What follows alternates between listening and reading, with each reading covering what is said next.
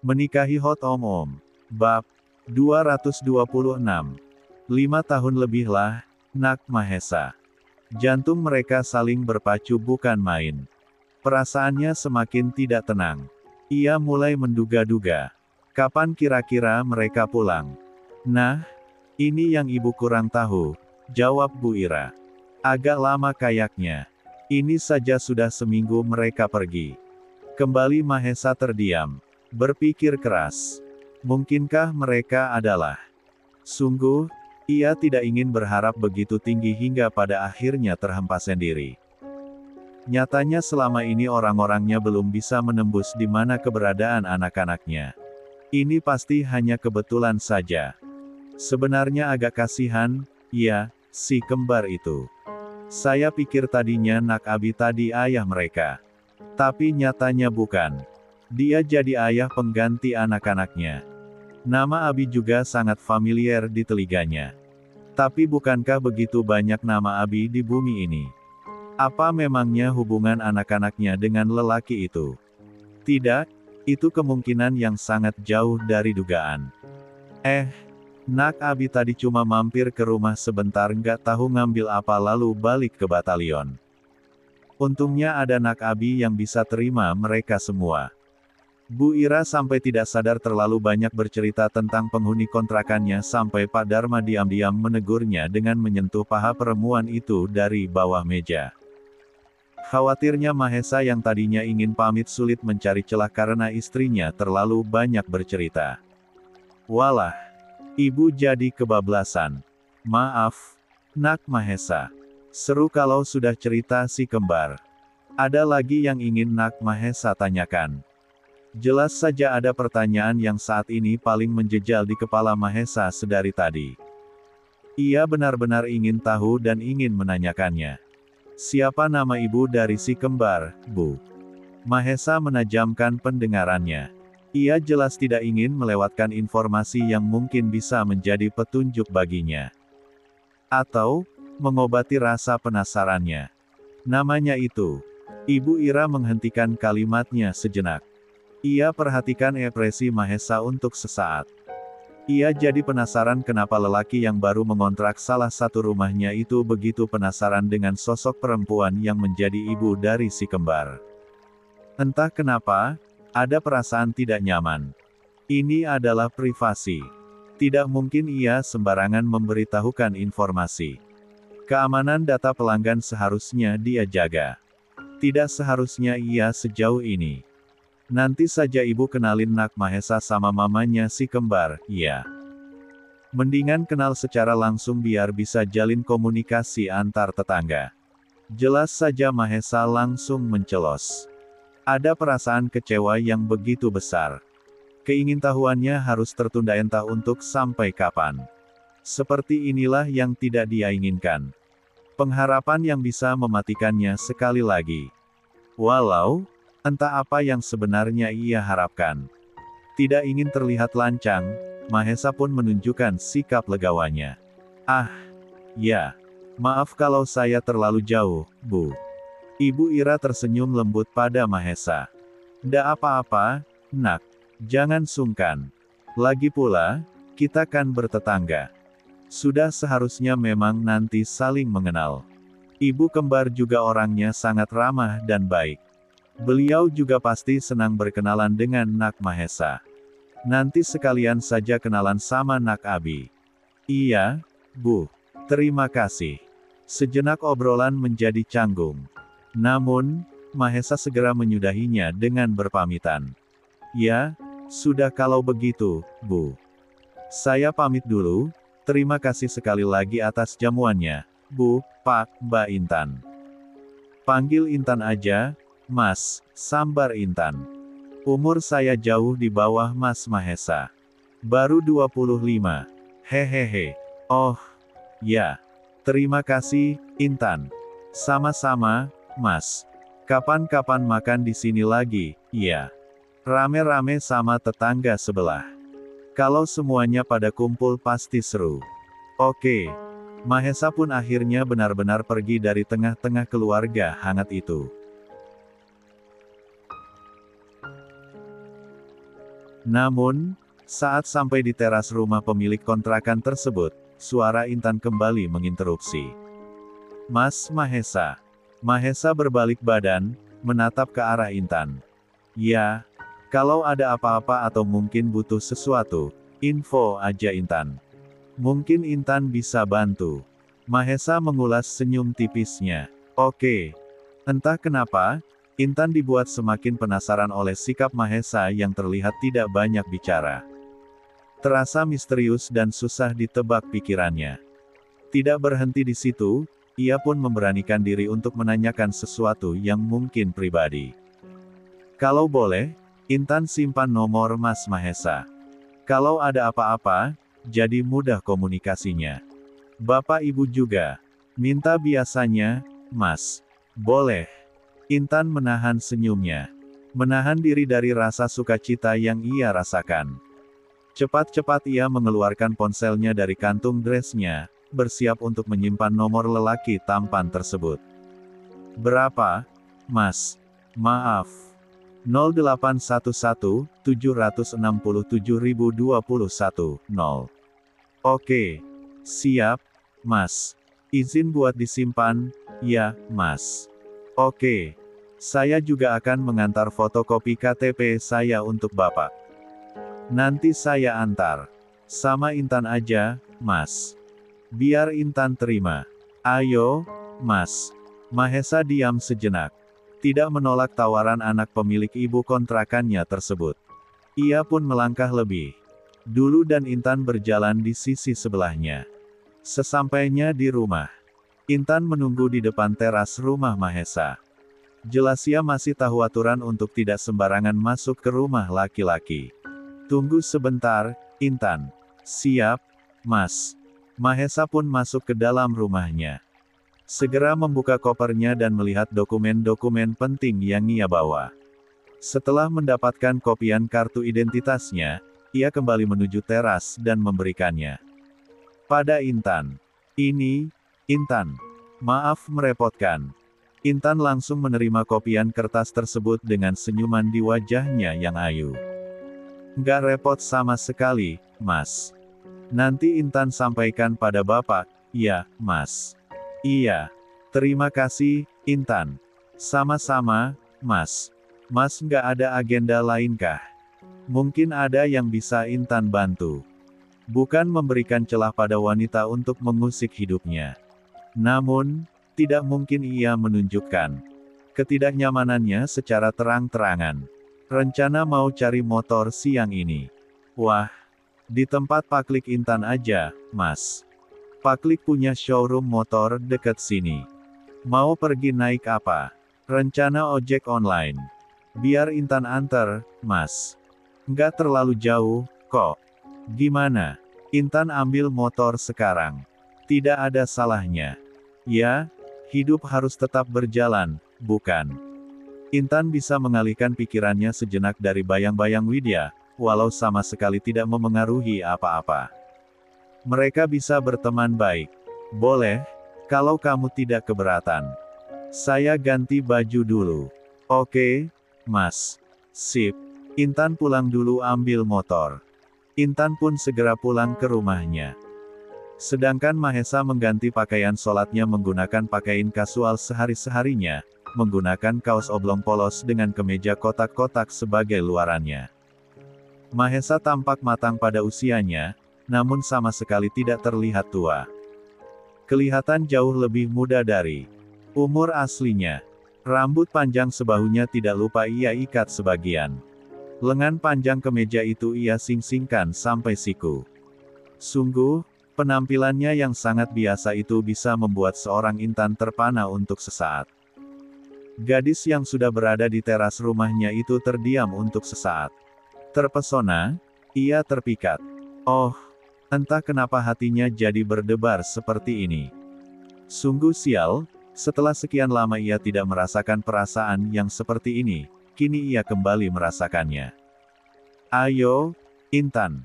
Iya, Mas. "Ayo, Mas." Saking gugupnya, perempuan itu langsung duduk di depan dan menyalakan mesin motornya.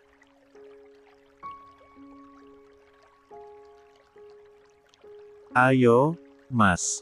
Biar saya saja yang bawa motornya." Awkward untuk sesaat. Gadis itu merasa bodoh sendiri. Iya. Hehehe. Segera perempuan itu turun dari atas motor dan membiarkan Mahesa mengambil alih. Setelah lelaki itu duduk dan mengendalikan kemudi motor, barulah Intan naik. "Izin?" "Ya, Mas." "Iya." Intan pun memegangi pundak kokoh Mahesa untuk berpegangan. Lalu ia naik ke atas motor dan duduk dengan nyaman di belakang Mahesa. "Udah siap?" tanya Mahesa. "Udah, Mas. Ayo." Intan tunjukin tempatnya. Mahesa pun mengemudikan motor matic itu keluar dari pekarangan rumah. Sungguh, kaki panjangnya lumayan kesusahan sebab motor matic yang ia kemudi lumayan kecil.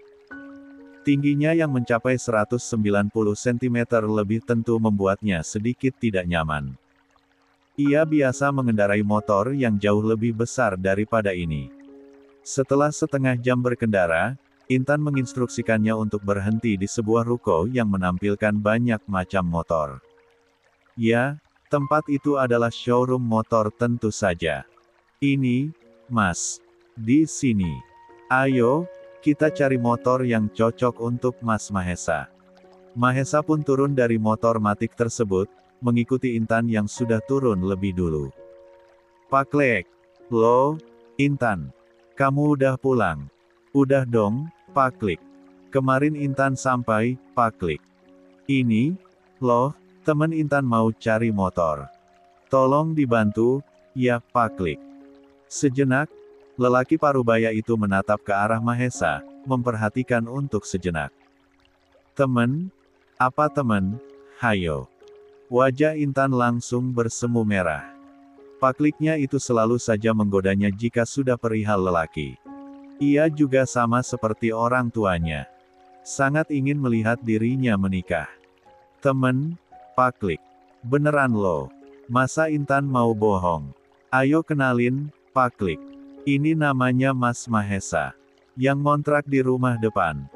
Intan malah berusaha memperkenalkan Pakliknya pada Mahesa agar kecanggungannya hilang. Jelas saja ia merasa sungkan pada Mahesa. "Mas Mahesa. Kenalin, ini Paklik Bambang. Adiknya bapaknya Intan." Paklik perempuan tersebut yang lebih dulu mengulurkan tangannya, kemudian disambut oleh Mahesa yang memberikan jabatan tangannya. "Bambang, Mas Mahesa. Mahesa, Paklik." Obrolan singkat pun terjadi. Dan Intan yang lebih mendominasi percakapan. Dia banyak bercerita tentang Mahesa pada adik ayahnya tersebut. "Oh walah. Jadi Mas Mahesa ini dokter." Bukan Mahesa yang memberitahukan lelaki parubaya itu, namun Intan. "Iya, Paklik," jawab Mahesa singkat. Ia berusaha membaur. Ya. Semoga betah tinggal di sini, ya, Mas Mahesa." "Tenang saja, tinggal di sini itu seperti tinggal di surganya dunia. Selain tempatnya yang indah dan dingin, banyak tempat wisata yang bisa Mas kunjungi." "Iya, Paklik. Demi apapun." Bagaimana Mahesa mencoba untuk ramah, tapi tetap saja ia irit bicara. Ia sudah lama kembali ke setelan awainya. "Ya sudah, ayo. Mas Mahesa mau ambil motor apa rencananya?" Kebetulan di showroom Paklik ini lengkap. Ada motor bebek, motor sport. "Mari, Mas, dilihat-lihat. Nanti dibantu sama satu staf saya." "Iya, Paklik. Rencananya mau ambil motor." Mahesa pun akhirnya melihat-lihat motor yang akan dibelinya. Sesuai dengan kebutuhannya, ia memilih motor besar yang ukurannya jelas lebih cocok untuk tubuhnya yang tinggi dan besar. Setelah melakukan transaksi pembayaran, kendaraan yang kelihatan gagah dengan harga lumayan mahal tersebut didorong ke teras depan ruko. "Wah, selera Mas Mahesa memang bagus. Ini merupakan motor yang paling mahal yang dijual di showroom saya, loh, Mas."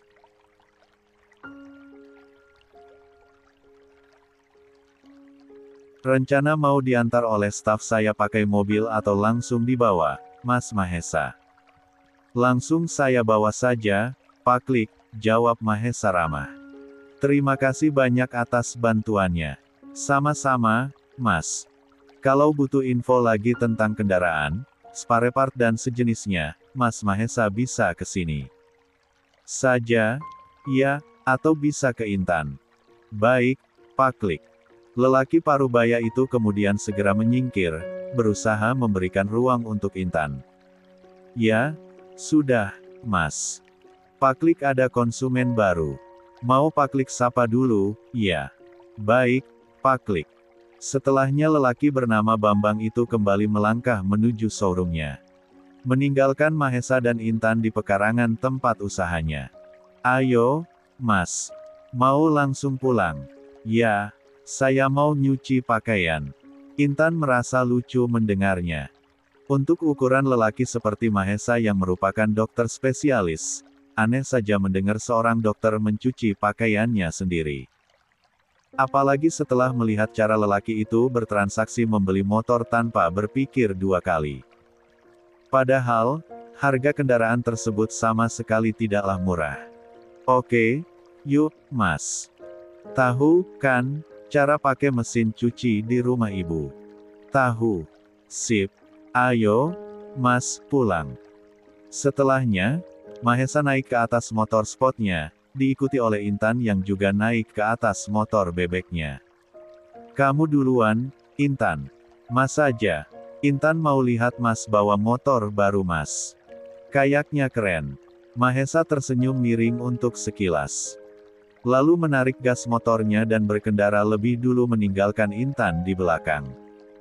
Dengan ringan Intan mengikuti dari belakang dengan motor bebeknya. Wajahnya kontan menarik garis senyuman.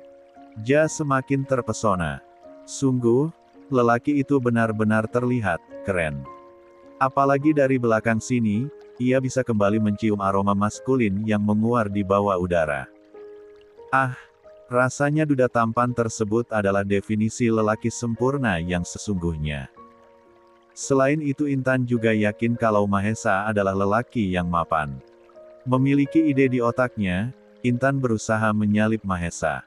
Mas, nanti sore ke Kahyangan, yuk. Di sana pemandangannya indah. Apalagi kalau sore. Saya kabari nanti, Intan. Oke. Walau sedikit kecewa dengan jawaban Mahesa, Intan tetap mengulas senyumnya. Jelas ia tidak mau memaksa Mahesa. Rumah Intan.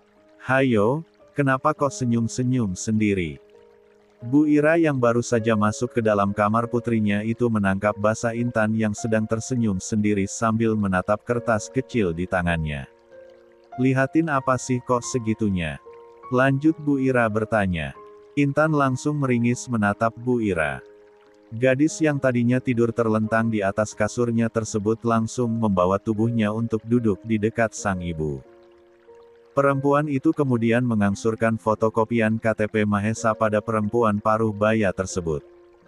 Bu Ira pun kemudian langsung fokus pada benda kecil di tangannya itu.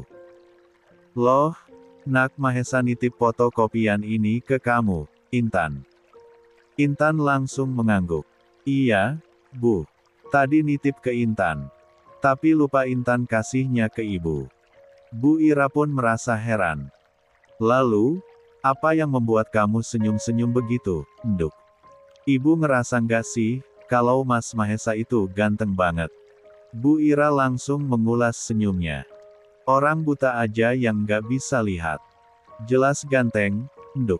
Kenapa? Kamu suka? Hehehe. Nggak tahu, Bu. Cuma jantung Intan selalu deg-degan kalau di dekat dia. Itu namanya suka, ucap Bu Ira menanggapi. Duh. Nanti ibu cari tahu lebih jauh tentang Mahesa, ya. Kalau bibit, bebet, bobotia bagus. Ibu nggak ragu deh. Ini saja sebenarnya ibu juga nggak ragu. Kelihatan kok dia berasal dari keluarga baik-baik dan berada. Intan langsung merangkul ibunya. Ibu yang terbaik. Makasih ibuku sayang. Yang jatuh hati pada pandangan pertama itu loh. Hihihi.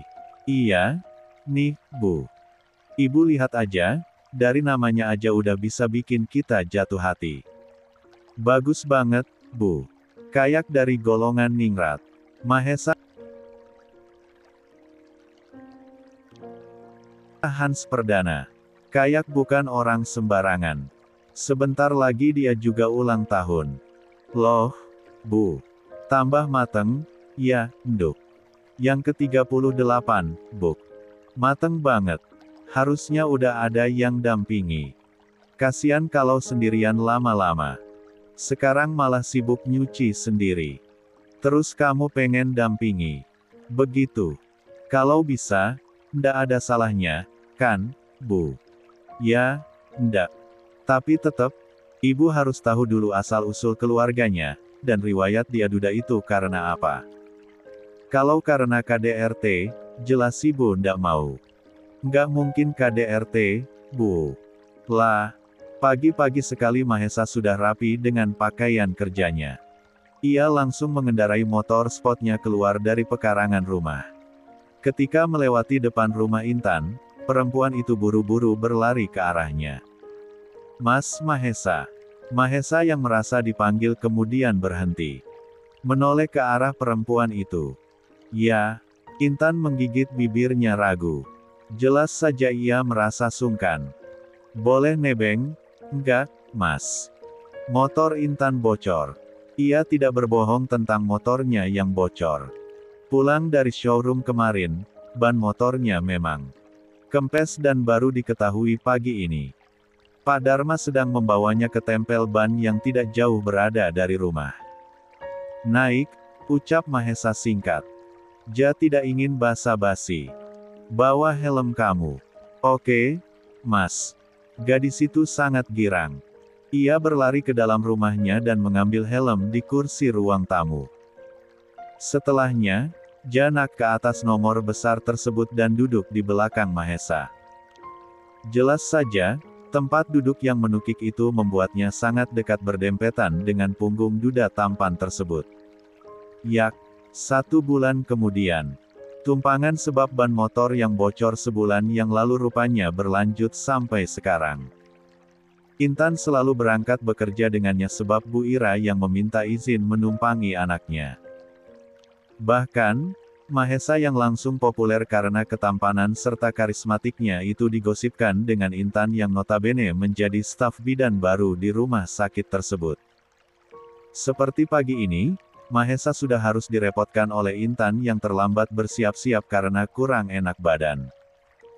Setelah memastikan anak ibu kontrakan itu masuk ke ruang kerjanya, ia berjalan cepat menuju polinya yang sudah ramai sebab asistennya terus meneleponnya. Tapi ada yang mengganggu fokusnya ketika menuju ruang kerjanya tersebut. Ia langsung menghentikan langkah ketika merasakan ada sesuatu yang menubruk kakinya. Ia menatap ke bawah, ia lihat seorang anak kecil laki-laki yang sudah terduduk di sana. Maaf, Om. Ucap anak kecil itu langsung berdiri dari duduknya. Niko nggak sengaja tabrak Om.